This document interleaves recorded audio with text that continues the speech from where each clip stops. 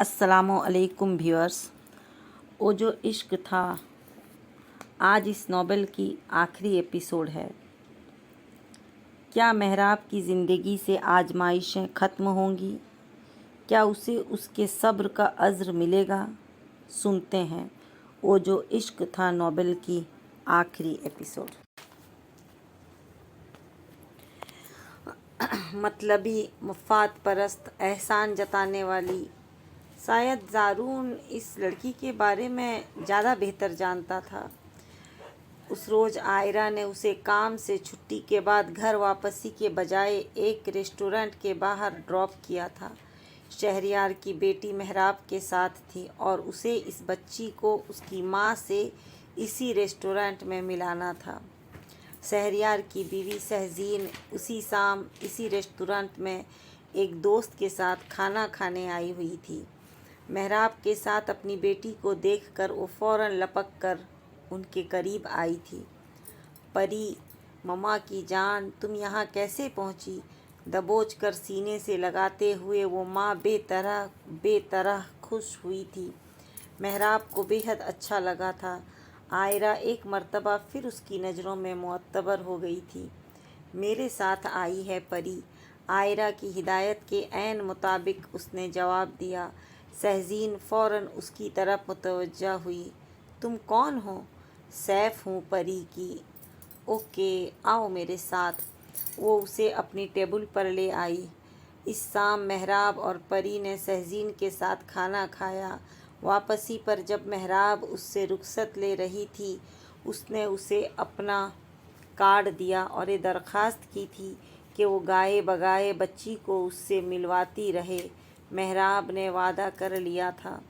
Restaurant سے نکل کر پری کے ساتھ وہ گاڑی میں بیٹھی تو عائرہ شدت سے اسی کی منتظر تھی۔ کیا بنا؟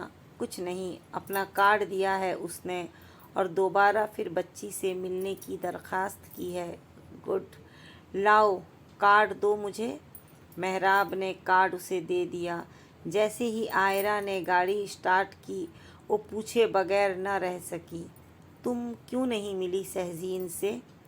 مجھے پہچانتی ہے وہ، ہمدانی انکل کو پتہ چل گیا تو خفا ہوں گے۔ میرا پتہ چل گیا تو؟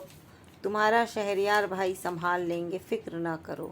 احتیاط سے موڑ کاٹتے ہوئے اس نے اسے مطمئن کیا۔ اگلے 15 منٹ کے بعد محراب کو اس کے گھر اتار کر وہ بھی پری کو اپنے ساتھ ہی لے آئی تھی۔ ہمدانی صاحب چونکہ اس کے پل پل سے آگاہ تھے، لہٰذا اس رات شہریار کو بھی انہوں نے ہی مطمئن کر دیا تھا۔ دن یوں ہی تیز رفتاری سے گزر رہے تھے۔ زارون کی کال آئی تو وہ بالکل ٹھیک ٹھاک مگر اس کے بغیر اداس تھا۔ ڈاکٹر نے بھی اس کے آپریشن کی تاریخ فائنل نہیں کی تھی۔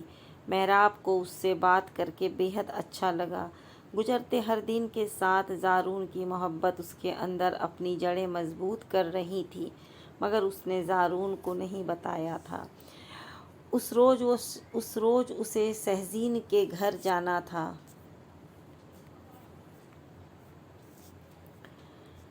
پری کو لے کر، اور آج کے دن کے لیے عائرہ نے اسے خصوصی ہدایات دی تھی۔ آج اسے نہ صرف پری کو اس سے ملوانا تھا بلکہ شہریار کا گفٹ بھی جو عائرہ نے اسے دیا تھا اس تک پہنچانا تھا۔ عائرہ نے اسے کہا تھا کہ آج کے بعد شہریار اور شہزین کو ملوانے کے لیے اسے کوئی مزید کوشش نہیں کرنی پڑے گی، کیونکہ شہریار کا تحفہ پا کر شہزین خود ہی اس کے گھر چلی آئے گی۔ محراب کو اور کیا چاہیے تھا؟ ایک طرف نیکی تھی، دوسری طرف بہت سارے احسانات کا قرض۔ اس نے حامی بھر لی تھی۔ شہزین نے اسے پری کے ساتھ خود اپنے گھر بلایا تھا۔ محراب ٹھیک 9 بجے مطلوبہ جگہ پر پہنچ گئی تھی۔ عائرہ ہمیشہ کی طرح گاڑی میں بیٹھی رہی اور اس نے وہیں اس کا انتظار کرنے کو کہا تھا۔ محراب پری کے ساتھ شاندار بنگلے میں داخل ہوئی تھی۔ اس شام شہزین کا بھائی اور ماں باپ کسی تقریب میں شرکت کرنے گئے ہوئے تھے، اسی لیے شہزین نے موقع دیکھ کر پری کو وہاں بلوایا تھا تاکہ اس کے ساتھ زیادہ سے زیادہ وقت گزار سکے۔ محراب نے پری کے ساتھ شہریار کا گفٹ بھی اس کے حوالے کر دیا۔ سہزین اسے کھانے پر روکنا چاہتی تھی، اسے اس سے کچھ شیئر بھی کرنا تھا، لہٰذا عائرہ کی نہ رکنے کی سخت ہدایت کے باوجود وہ رک گئی تھی۔ کھانا لگنے میں ابھی وقت تھا جب سہزین اسے کمرے میں لے آئی۔ کب سے ہو تم ہمدانی پیلس میں؟ 1 ماہ ہوا ہے۔ اچھا، جاب کیسے ملی؟ ایک دوست کے ذریعے۔ دوست تو نہیں ہو سکتی وہ تمہاری۔ دونوں پاؤں سمیٹ کر صوفے پر بیٹھی، اچانک وہ ہنس دی۔ محراب چونکی۔ کیوں؟ کیونکہ ایک دوست اپنی دوست کو ہمدانی پیلس جیسی جگہ پر جاب نہیں کرا سکتی۔ کیوں؟ ایسا کیا ہے ہمدانی پیلس میں؟ تمہیں نہیں پتہ؟ نہیں۔ امیزنگ۔ 1 ماہ میں کسی نے کچھ نہیں بتایا تمہیں؟ نہیں، میری بات ہی نہیں ہوتی کسی سے۔ اوہ، یقیناً یہ اصول بھی تمہارے ہمدانی صاحب نے لاگو کیا ہوگا۔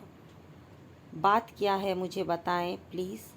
بتا دوں گی، تم اچھی لڑکی ہو، سادہ اور معصوم، اس لیے میں نہیں چاہتی کہ تمہارا کوئی بھی نقصان ہو۔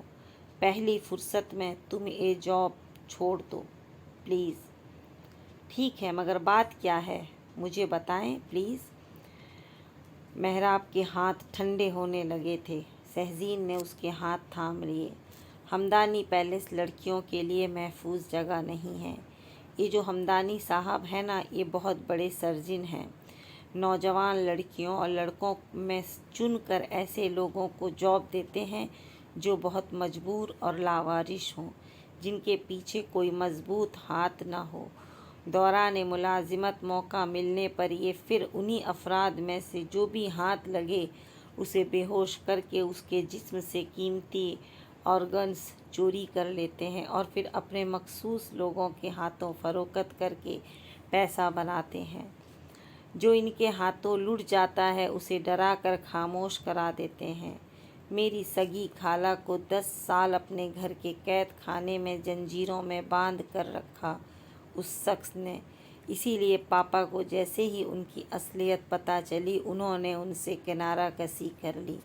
ہاں، شہریار بے قصور ہے، وہ باپ کے مکروہ کاروبار میں ان کا حصہ دار نہیں ہے، اور اسے یقین بھی نہیں ہے کہ اس کا باپ اتنا غلط کام کر سکتا ہے۔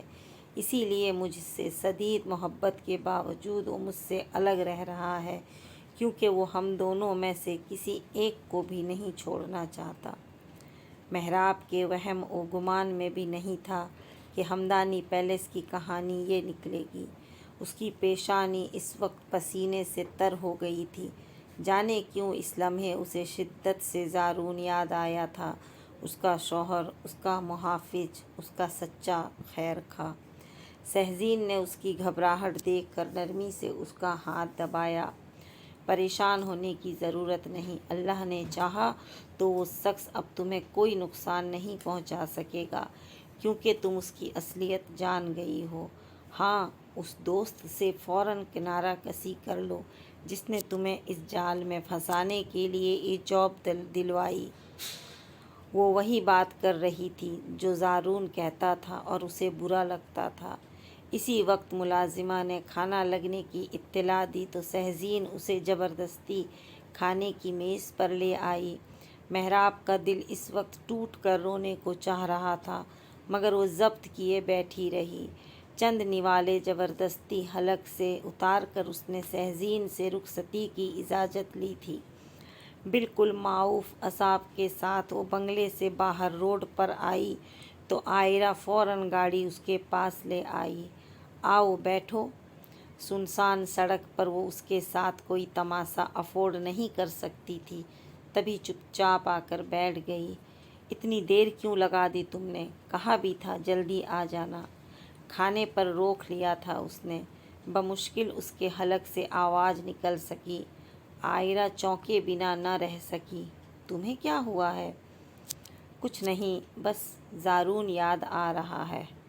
اف، تم لڑکیاں بھی نہ کبھی نہیں سدھر سکتیں۔ عائرہ کو برا لگا، محراب کی آنکھیں بھر آئیں۔ صحیح کہا، ہم لڑکیاں کبھی نہیں سدھر سکتیں۔ اپنے محافظوں کے خلاف آزادی مارچ، عورت مارچ جیسے تماشے لگاتی پھرتی ہیں ہم۔ وہ اپنے حواس میں نہیں تھی۔ عائرہ دل کھول کر ہنستی۔ لگتا ہے سہزین بھابھی نے کچھ زیادہ ہی دماغ خراب کر دیا ہے تمہارا۔ وہ چپ رہی۔ چند لمحے یوں ہی خاموشی کی نظر ہو گئے، جب عائرہ بولی، تم چاہو تو سہزین بھابھی اور شہریار بھائی کی صلح کے بعد جاب چھوڑ سکتی ہو۔ ٹھیک ہے، اس کا دماغ حاضر نہیں تھا، لہٰذا وہ کوئی بات نہیں کر پا رہی تھی۔ اب جو بھی کرنا تھا زارون کو کرنا تھا۔ اگلے روز کے تمام بڑے اخبارات میں ایک ہی بڑی خبر تھی۔ شہر کے رئیس صاحبزادے باسط علی کی اکلوتی بیٹی سہزین علی کو جان سے مارنے کی کوشش۔ سہزین ایمرجنسی روم میں انتہائی نگہداشت کے زیر نظر داخل۔ تفصیلات کے مطابق سہزین علی کو زہر دیا گیا تھا۔ زہر کیسے اور کس نے دیا، اس پر انکوائری ہو رہی تھی۔ سب سے پہلے ایک خبر یاور ہمدانی نے ناشتے کی میز پر پڑھی اور ایک خطرناک مسکراہٹ ان کے لبوں پر رینگ گئی تھی۔ وہ لڑکی جس نے انہیں ان کی اصلیت ان کے اپنے ہی بیٹے پر ظاہر کر کے ثبوت اکٹھے کرنے کی دھمکی دی تھی، وہ نہ صرف اسے بیٹے سے الگ کرنے میں کامیاب ہو گئے تھے، بلکہ اب شاید ہمیشہ کے لیے انہیں اس سے چھٹکارا ملنے والا تھا۔ شہریار اس دن لیٹ سے اٹھا تھا۔ بیدار ہوتے ہی کب سے بجتے موبائل کو اٹھا کر دیکھا، اس کے تقریباً تمام قریبی دوستوں کی طرف سے بے شمار کالز اور میسج آئے ہوئے تھے۔ وہ چونکا اور فوراً اپنے قریبی دوست کو کال بیک کی تو پہلی ہی بیل پر اس کی کال ریسیو ہو گئی تھی۔ شہریار، کیسے ہو گیا یہ سب بھابھی کے ساتھ؟ اس کے دوست نے بنا دعا سلام کے کال پک کرتے ہی پوچھا تو شہریار کا دل زور سے دھڑکا تھا۔ کیا ہوا ہے، تمہیں نہیں پتا؟ دوسری طرف اس کے دوست کو جیسے صدمہ ہوا۔ نہیں، سب خیر تو ہے؟ کمال ہے یار، وہاں بھابھی زندگی اور موت کی جنگ لڑ رہی ہیں اور یہاں تم ہو کہ تمہیں کچھ خبر ہی نہیں۔ کیا ہوا ہے سہزین کو؟ زہر دیا گیا ہے انہیں، گھر والوں کو لیٹ پتہ چلا۔ اس میں صرف یہی سننے کی ہمت تھی۔ کال کاٹتے ہی بنا منہ دھوئے وہ فوراً کمرے سے نکلا اور بھاگ کر پورچ تک پہنچا۔ بھاگم بھاگ گاڑی نکالی اور تیز اسپیڈ سے مطلوبہ اسپتال کی طرف بھگا دی۔ کتنے ماہ ہو گئے تھے اس سے کنارہ کشی کیے ہوئے، کبھی اس کی اہمیت کا احساس نہ ہو سکا تھا جتنا اس لمحے اسے کھو دینے کے احساس سے ہو رہا تھا۔ سہزین کو ابھی تک ہوش نہیں آیا تھا اور جب تک وہ ہوش میں نہ آ جاتی ڈاکٹرز اس کی زندگی کے بارے میں کچھ بھی کہنے سے قاصر تھے۔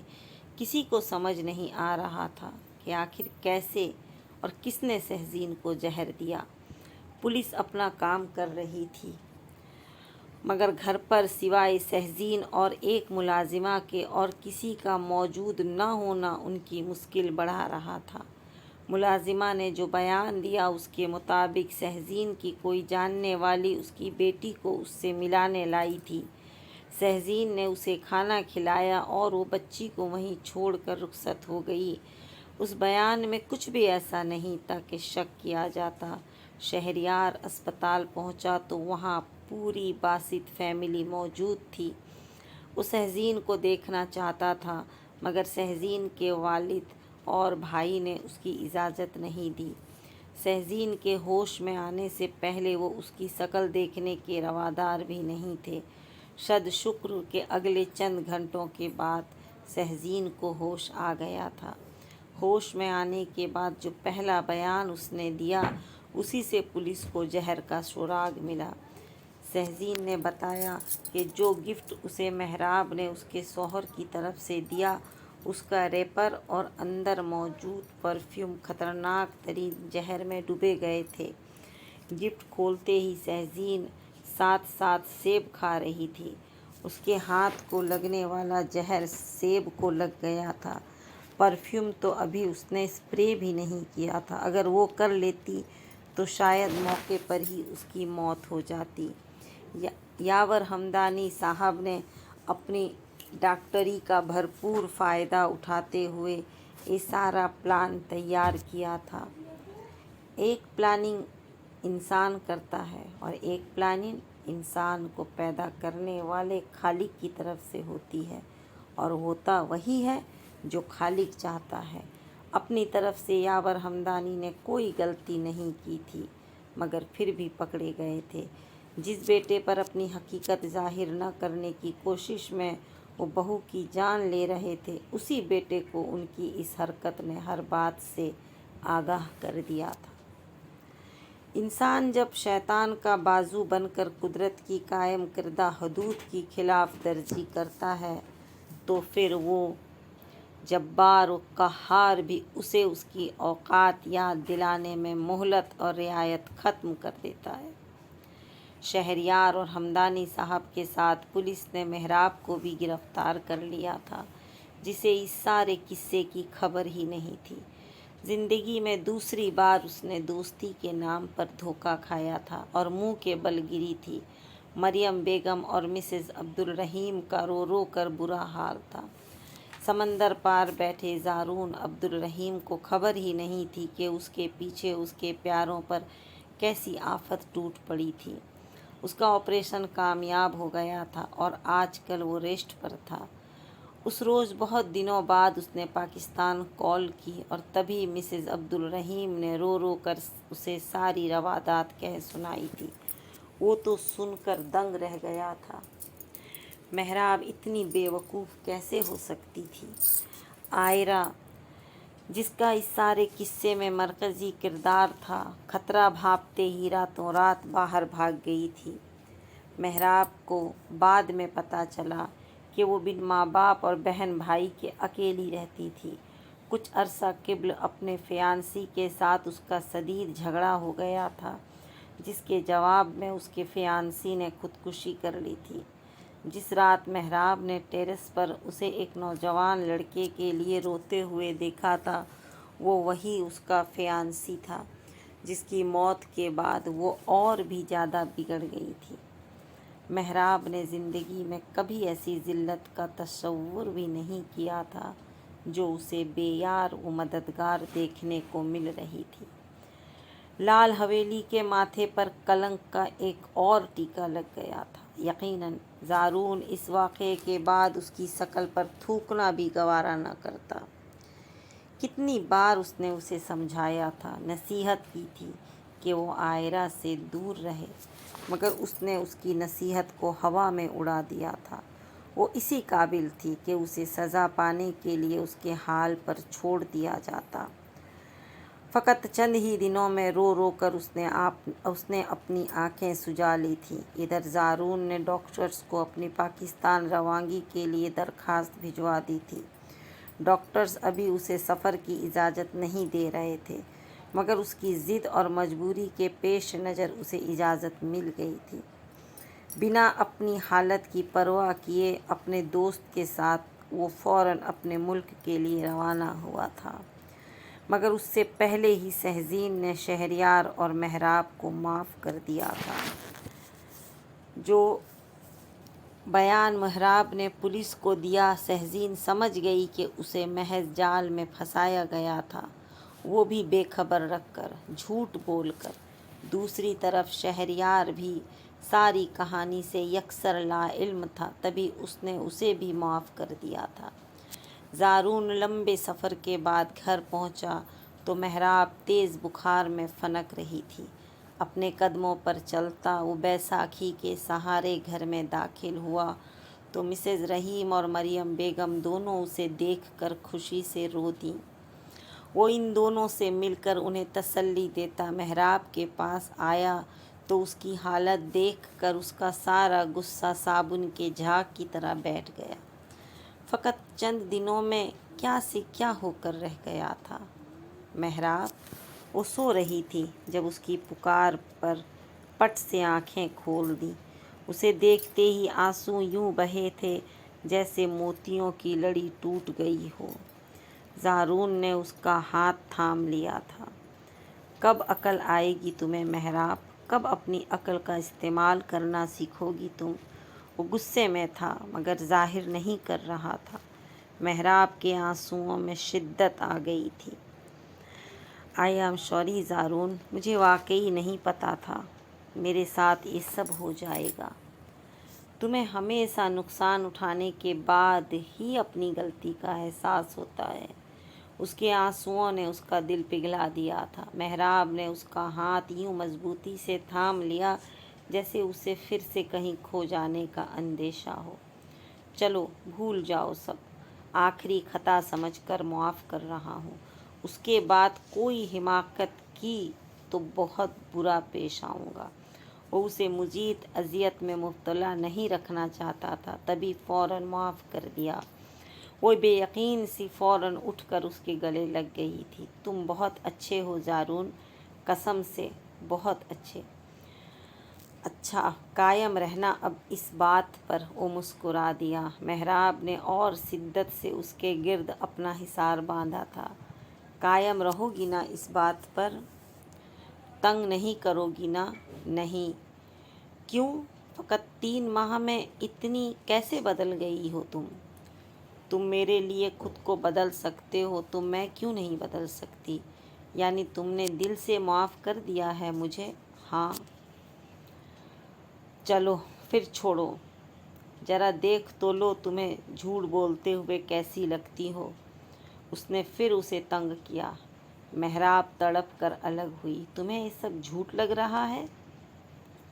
ہاں تو اور کیا، ابھی کل تک تو تم مجھے صرف اپنی بہن کا قاتل سمجھتی تھی۔ اس کل کو 3 ماہ ہو گئے ہیں، وہ چڑ کر بولی۔ زارون مسکرا دیا۔ اچھا بتایا نہیں تم نے؟ دایاں ہاتھ اس کے گال پر رکھتے ہوئے اس نے اسے اپنے حصار میں لیا تھا۔ محراب کو لگا جیسے اس کی تمام آزمائشیں ختم ہو گئی ہوں، تمام تکلیفوں نے راحت پا لی ہو۔ تبھی اس نے اپنا سر مکمل استحقاق سے اس کے کندھے پر رکھ دیا تھا۔ وقت نے مجھے سمجھا دیا ہے زارون کہ میں واقعی تمہارے بغیر کچھ نہیں۔ ایک طرف عباد تھا جس نے میرے لیے لوگوں سے غلط سنا اور بنا مجھ سے کوئی صفائی لیے نہایت خاموشی سے اپنے راستے الگ کر لیے۔ ایک لمحے کے لیے بھی اس نے میرا نہیں سوچا۔ دوسری طرف تم ہو جس نے اپنی ماں سے میرے غلط عمل کی کہانی سنی، مگر بجائے کسی سزا کے فوراً میرے پاس واپس آ کر مجھے گلے لگا لیا تھا۔ تم نے ثابت کر دیا زارون، صرف تم ہی میری محبت کے قابل تھے۔ تم نے وہ دیکھا جو عباد نہ دیکھ سکا، تم نے میری وہ خطا معاف کی جو عباد نہیں کر سکا۔ انسان سارے اللہ کے ولی نہیں ہوتے، غلطیاں ہو جاتی ہیں، گناہ ہو جاتے ہیں، مگر جو رشتہ ان غلطیوں اور گناہوں پر آپ کو معاف کر کے آپ کی ڈھال بن جائے، وہی آپ کا حقیقی اور مضبوط رشتہ ہوتا ہے۔ پہلی بار وہ اس سے اپنے اندر کا دکھ شیئر کر رہی تھی۔ زارون نے اس کی جلتی پیشانی پر لب رکھ دیا۔ اب تو واقعی تمہارے قابل ہو گیا ہوں، دیکھ لو اپنے پاؤں پر چل کر آیا ہوں، اور وہ جو غزالہ نامی بلا تھی زندگی میں، اسے بھی دھول چٹا آیا ہوں۔ اللہ نے چاہا تو زندگی میں اب کبھی تمہاری آنکھ میں میری وجہ سے آنسو نہیں آئیں گے۔ زارون، عبد الرحیم کا وعدہ ہے تم سے۔ وہ شخص اس بار ابر بن کر آیا تھا۔ محراب نے پلکیں موند لیں۔ گھنے بادلوں میں ڈوبتا چاند نہایت سرگوشی میں ایک اور خوشبو بھری چاندنی رات کی پیش گوئی کر رہا تھا۔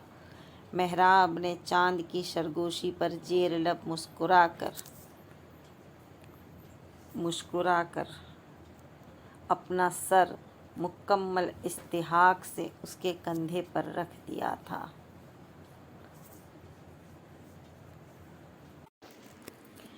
آپ کو کیسی لگی وہ جو عشق تھا ناول؟ اگر آپ کو کوئی ناول سننی ہے تو کامنٹ میں مجھے بتائیں، میں انشاءاللہ آپ کے لیے اسے اپلوڈ کروں گی۔ پھر ملتے ہیں ایک اچھی سٹوری کے ساتھ انشاءاللہ۔ دعاؤں میں یاد رکھیں۔